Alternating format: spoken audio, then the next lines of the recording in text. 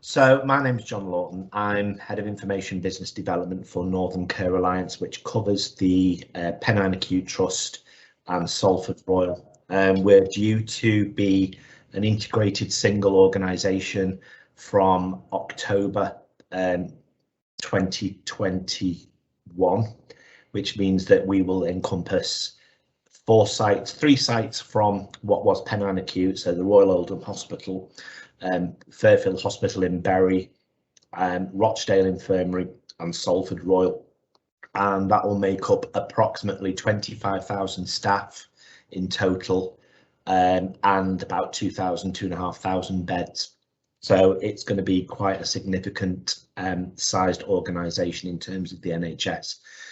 So the journey for me has been a labour of love with this since Salford went live with it probably back in 2017, and we're going to focus more on the journey for Pennine, which has been the more recent journey since November.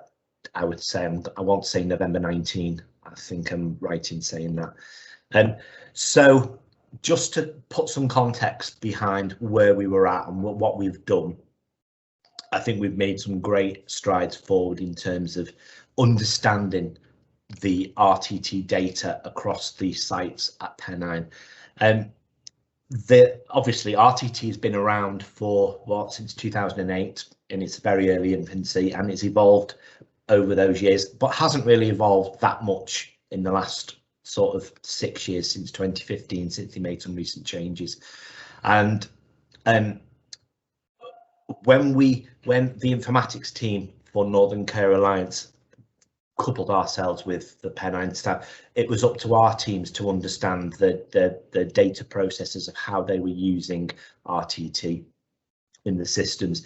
They use the same PAS as Salford, and things get transacted in, but what became quite clear was that the full functionality of the PAS system wasn't used to manage pathways. There was a second system that managed all that pathway clock stops and the processing of data, and it's become known as what we call the black box, because nobody really understood what that was doing every day to process RTT data. So the first big challenge, and I think it came to light that patients used to disappear off their PTLs and then reappear for no apparent reason, and that started becoming more and more. When we dug down into it, it was a case that's always been the case since those reports were produced back in 2010, 2011. So it wasn't anything new, it's just that nobody had actually noticed it to the degree it was happening in 2019. So it was, how quickly can we get patient pathway plus in? It'd been tried and tested at Salford. So the plan was to move as quickly as possible, and the first thing we needed to do was understand what that black box was doing, which was a challenge in itself. And so the whole point of putting the system in was around improving accuracy and efficiency.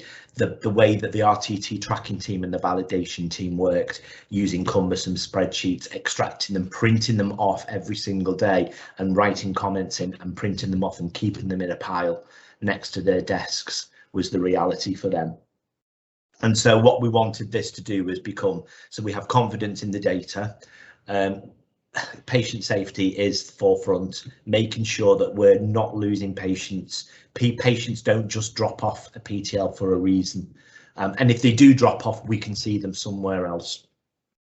And then again, about staff engagement, making their lives easier by not having to rely on systems that were falling over, systems that you could only update once a week because the time it took, systems that used to go down, managing on spreadsheets, all that kind of things. We just needed a better way of doing things. So our starting was, now going back to year dot, we found that there were 40,000 pathways on the PAS system that didn't have an end date. And the reason for that is because they used to manage all their pathways through a black box. But the source of data, to get something right, you need to use the source of the data in your source system. And the drive of patient pathway was always to use the data that's in PAS. And we knew historically there was problems with the data. We knew that there was these 40,000 that had never had an end date put in the system. We knew that they weren't genuinely waiting, and that was evident when we'd done the due diligence on those patients. But the fact that we started with suspect pathways, we knew that data quality was going to be a big part of this, and we know that PP Plus would be able to surface some of that data quality.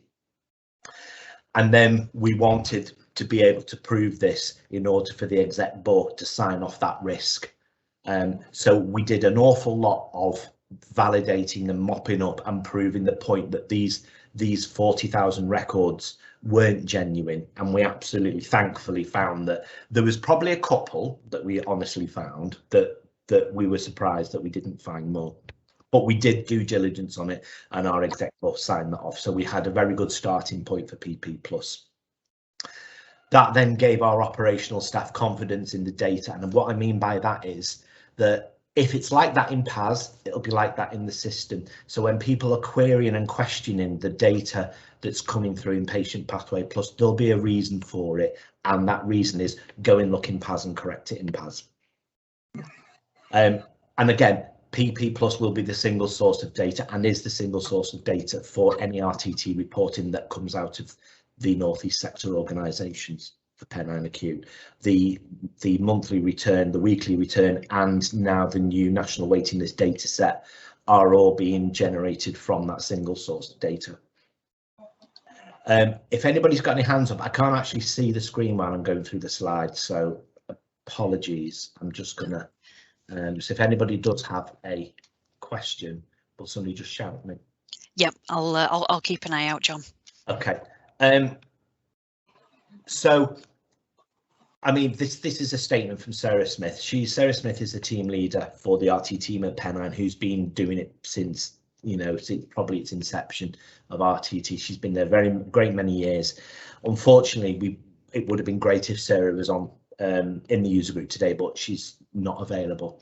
And Sarah herself, coming from the pain that we've gone through, she's now being able to, she'll get challenged on a daily basis from directorates and from managers and users about this isn't right and that isn't right, but she's got evidence now to suggest that most of it has either been done incorrectly in the source system. There are occasions where we've had to tweak the rules slightly in Patient Pathway Plus, and that's the beauty of the product, is that it's a blank canvas. It has the guts of the RTT rules, but we have heavily customized it, and you know, and there are still things that we're looking at now, which I'll touch on at the end, that's making the life of the team even easier. So in terms of patient safety, we said that we've got full confidence in the data. No patient will get lost. And what I mean by that is, if a patient is on an open pathway and then potentially gets closed inaccurately on the system, that patient is still visible, but in a different closed list. And provided the team are going through the closures, they will come across a patient that's closed that shouldn't be closed. So we don't, and the team do that. They have a regimented way through their validation program. And I think it's just service teams as well. They'll spot when they know that they've had a patient on that list and that patient is no longer suddenly disappeared. We know that we'll be able to find it, and we'll have a reason for them as why it's moved into a different position. What has made it quite hard this year is all the COVID has had a massive impact on all the teams in the organisation, the clinical teams, the operational teams, the RTT teams, where there was a lull in the beginning of the year, where I think we started back in February 2020. I think Pennine had something like 30 52-week waiters. Now I think there are about 7,000 52-week waiters, and so the recovery planning is it's key to being able to recover that and understand who our genuine long waits are, who our priority twos are, what are our, who are our, in GM terms, we now have the priority twos, the P2s reclassified into 4 further areas. And so using this system, we've been able to provide some of that information within the PTL. So we've got that absolute picture of who are priority twos, 2As, 2Bs, 3s, 4s. And also what we've just started to do is being able to track those changes. It's quite hard in our PAS system to know when a patient has moved from a priority 2 to a 3 or a 3 to a 2. We've just piggybacked onto some of the technology within the system to be able to track that, so we can pull reports to say these are the patients that have moved priority, and these are the specialties that have happened in.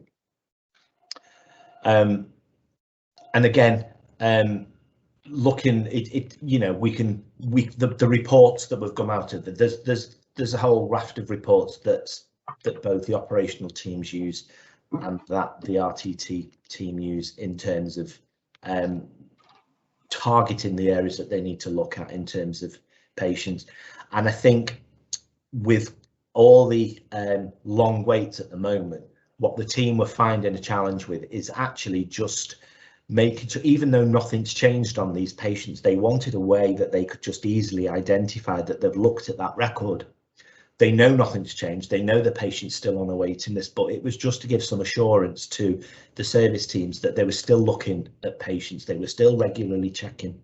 So one thing that we asked InSource for, which is actually in the new release, and Rob may touch on that later, is the quick validate button. So rather than having to do a full validation of a record that nothing's really changed, they've now introduced a very quick tick box on the main validation screen where you can just click and it will actually insert a new, a new event status and a new event type called quick validate, which updates the validated date but doesn't actually put any kind of comments in.